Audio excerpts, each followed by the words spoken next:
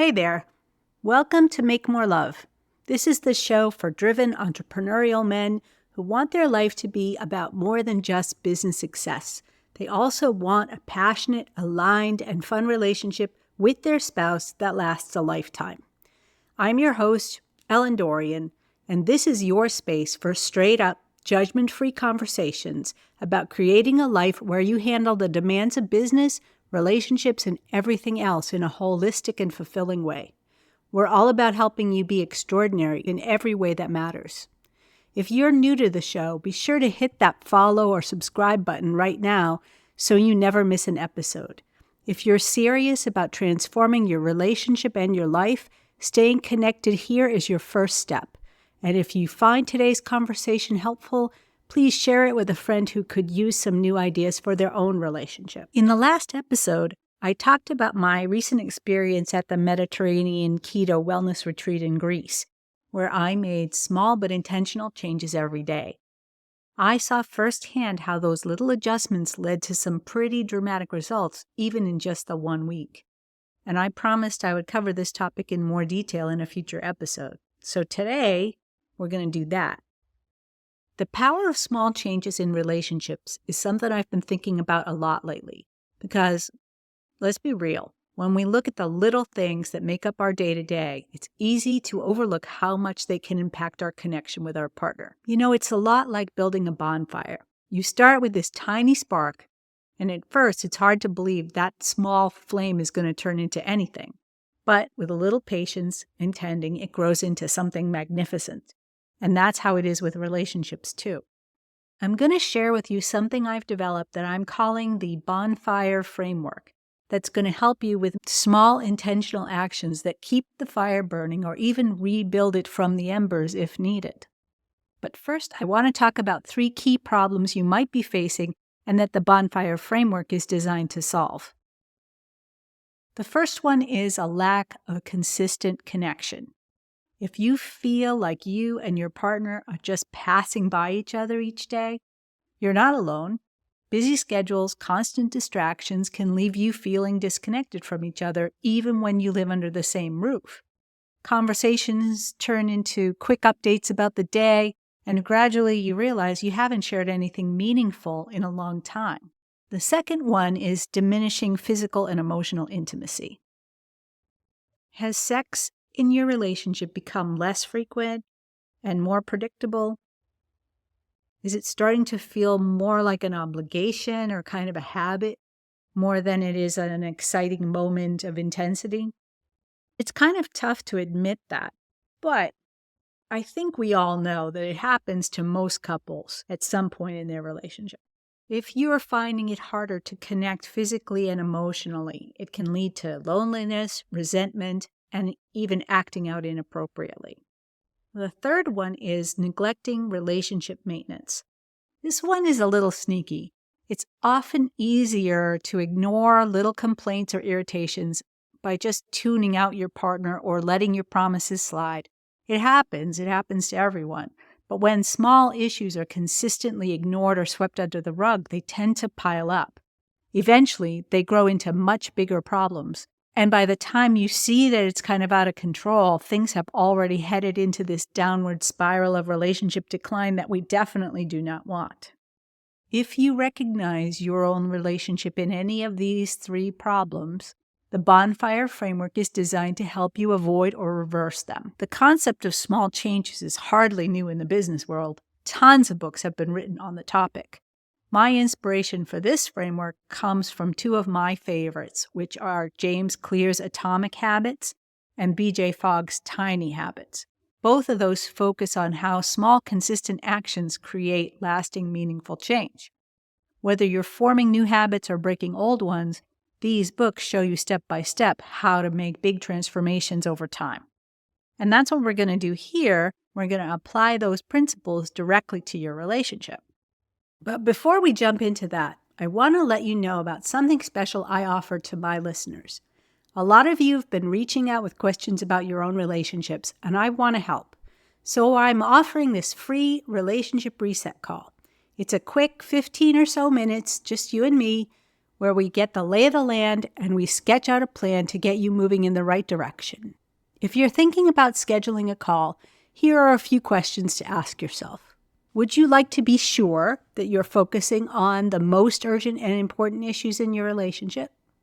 Would it be valuable for you to learn how to apply skills you've already mastered in your work to increase the passion in your relationship?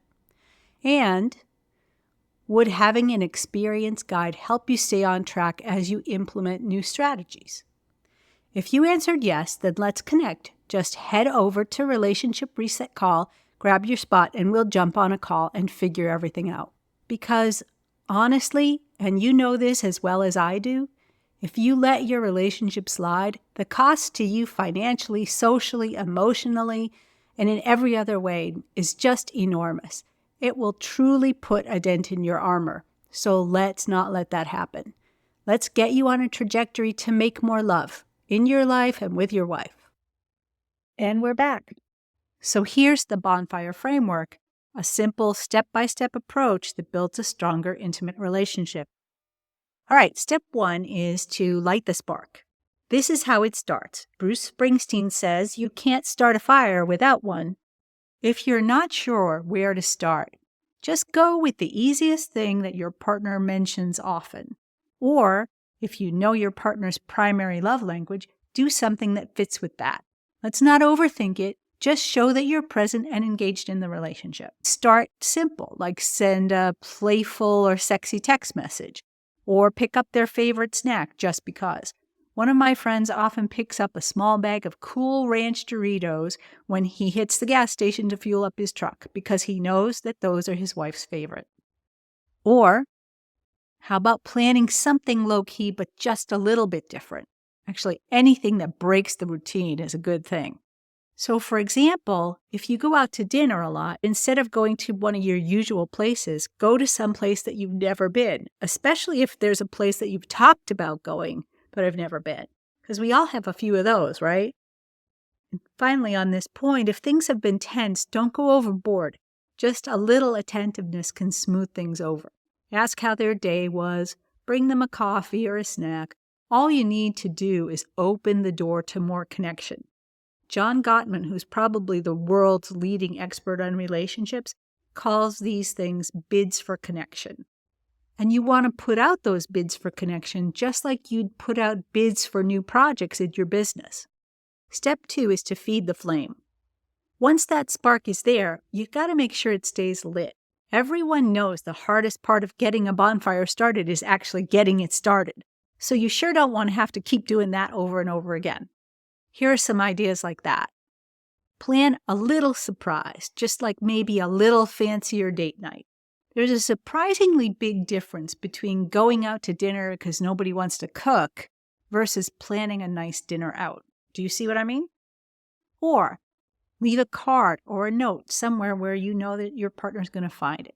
Or try to shake things up just a little bit. Maybe plan a day trip or try something new together like a hobby or a project that's fun but not stressful. You're just looking to inject a tiny bit of new energy. And if you're still working through tension and alienation, then you have to take it slow. Maybe you suggest to watch an old favorite movie, one that you guys used to watch when you were first together. Maybe that starts to bring to mind better times. When things are tense, I often suggest a comedy show because it's hard to stay pissy when you're laughing. So if you can pull that off, give it a try. Just keep it easy and low stakes. Step 3 is to add fuel. Now we're starting to build some momentum. Just like adding logs keeps the bonfire burning, regular, meaningful actions will keep your relationship strong.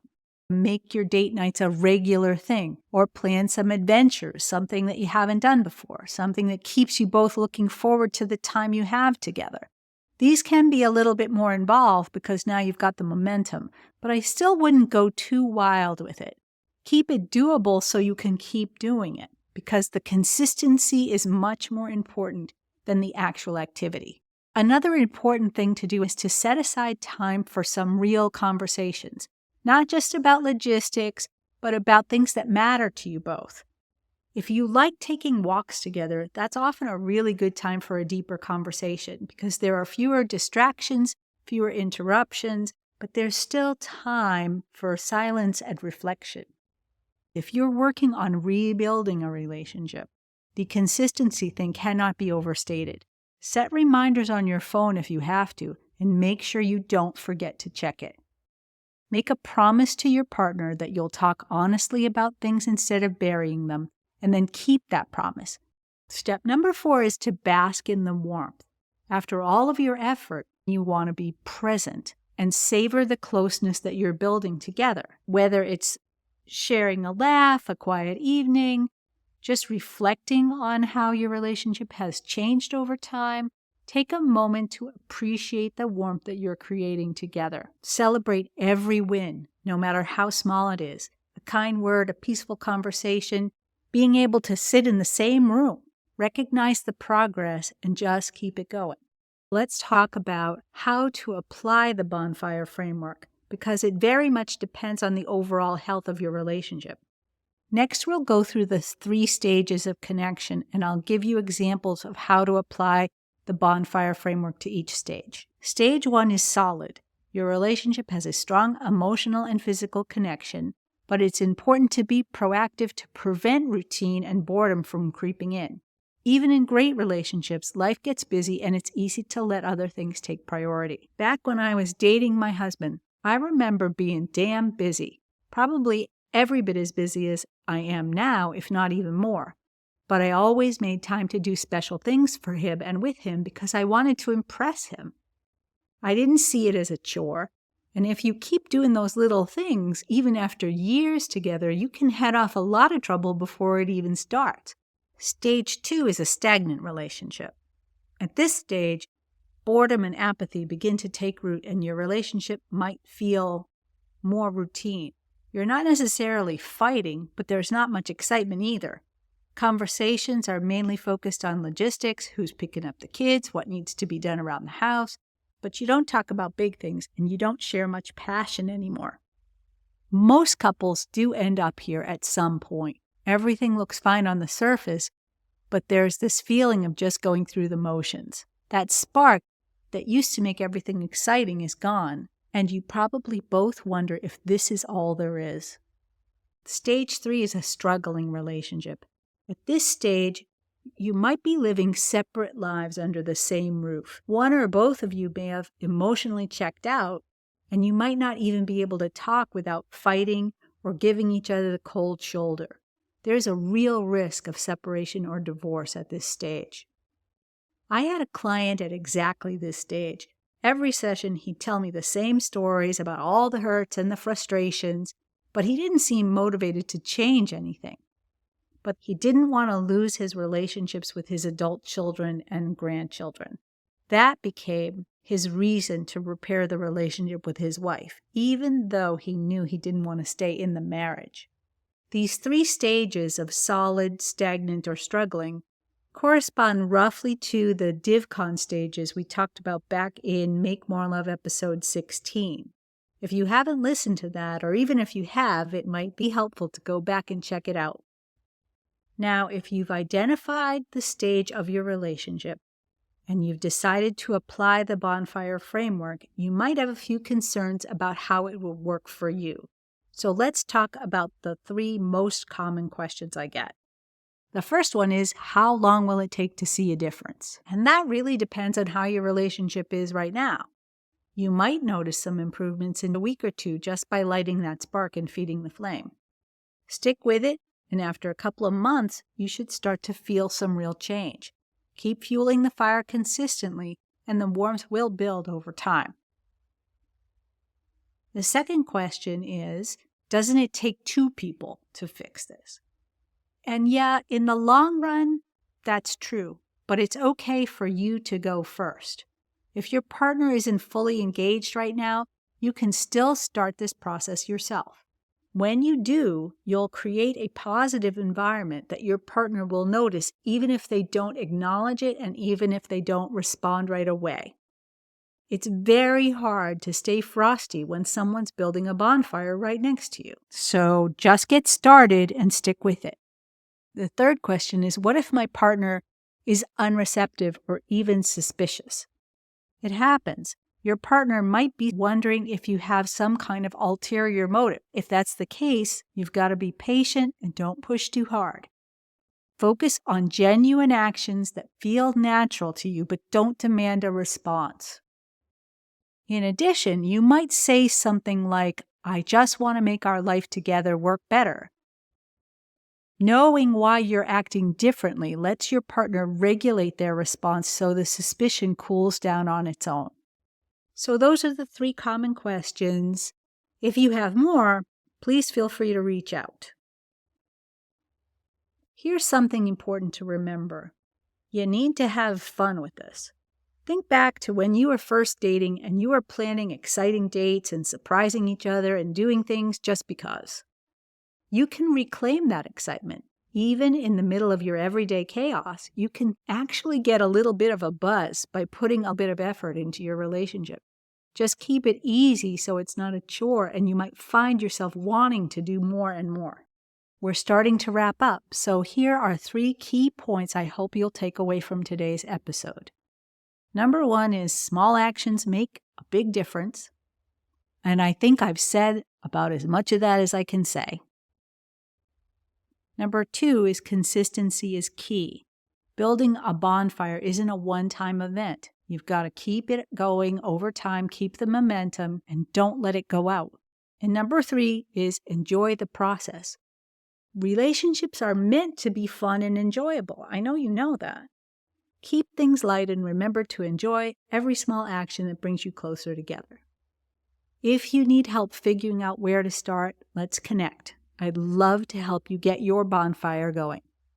You can go to relationshipresetcall.com and just pick a time. That's what those calls are for.